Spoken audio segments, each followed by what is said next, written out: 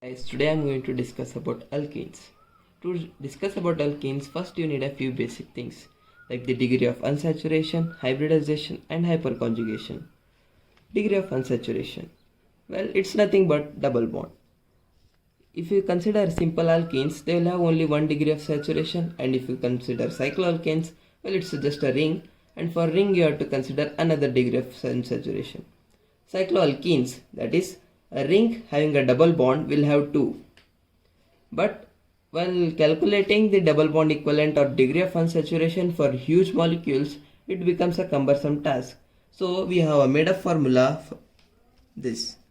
Well, here this CH denotes the number of carbon hydrogens and this X is halogen. And another basic concept is hybridization. This structure has this carbon, that is sp2 hybridized. And what does this mean? This means that this carbon is planar. Planar, what will it affect the chapter? Hybridization is sp2. So what will it mean? Well, it means that the molecule is planar about that point. So in nucleophilic and electrophilic reactions, when the electrophile comes, it will be having two places to come. One is above the plane and another one is below the plane. It completely changes the stereochemistry. And the another one basic topic is nucleophilicity. Well, what is this nucleophilicity? See, this is a simple alkene and these are pi bonded electrons and these are sigma bonded electrons. These pi bonded electrons are loosely held by these carbon atoms. So when an electrophile comes near these carbon atoms and that electrophile is highly low, this carbon donates the electrons to the electrophile and it results in formation of this molecule. Hyperconjugation. See, this hyperconjugation topic is related to stability of alkenes. This molecule is having a double bond and the carbon adjacent to the double bond is known as alpha carbon and the hydrogens attached to the alpha carbon are known as alpha hydrogen. This hyperconjugation mainly depends upon alpha hydrogens. Compare these two molecules. Well, here in this molecule there are 6 alpha hydrogens and in this only 2 alpha hydrogens. So if we compare the stability, this would be the stability orders because this is having more number of alpha hydrogen compared to this. The next one we need to see is priority order. We have 3 effects mainly. One is resonance, hyperconjugation and inductive effect. Well, the priority orders looks like this. Resonance is the very important order. Then in between hyperconjugations and inductive effect, hyperconjugation leads it. And now we have preparation methods of alkenes.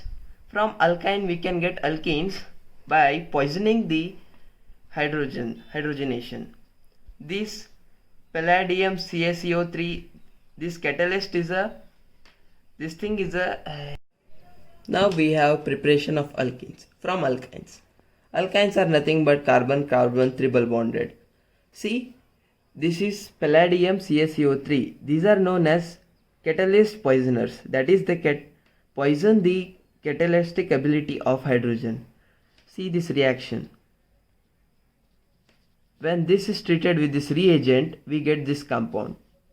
See, double bond C, hydrogen, hydrogen, hydrogen. Well, the important thing to note about this is a cis product. The same reaction occurs with this, only some difference is there between this name. This is known as Lindlar's catalyst and this is known as Rosemond's catalyst.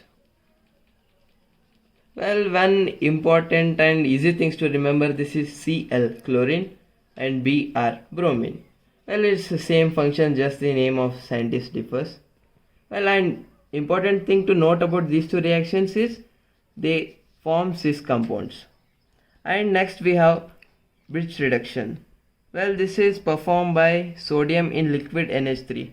Well, hearing this thing, we remember the alkali chapter of S block in which it is paramagnetic amide and all those things.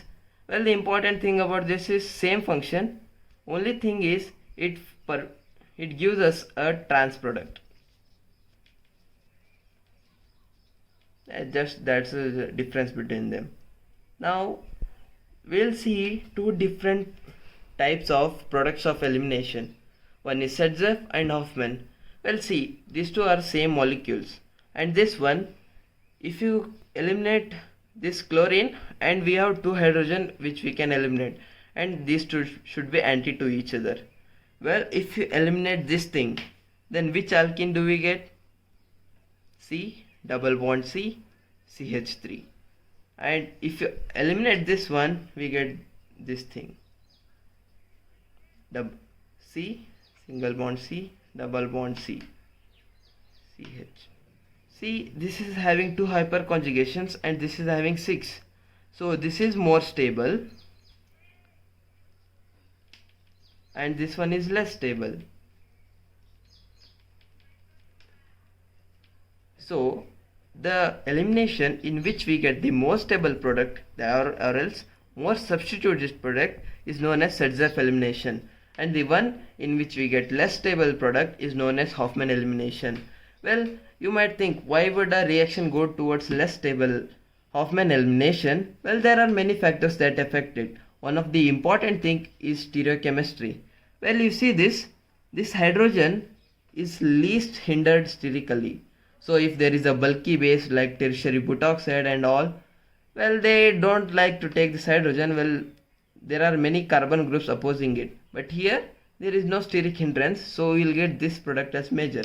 We will discuss in later on.